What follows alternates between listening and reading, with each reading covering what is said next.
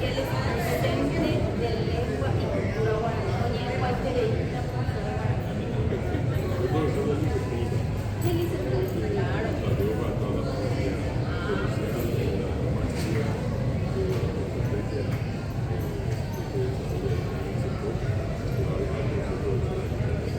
Les estaba comentando también, porque yo voy a la siguiente, hace poquito se lanzaba este libro de, justamente estábamos hablando de pacientes que son también policía, y el tiempo límite que se lanzó en esta semana de es el libro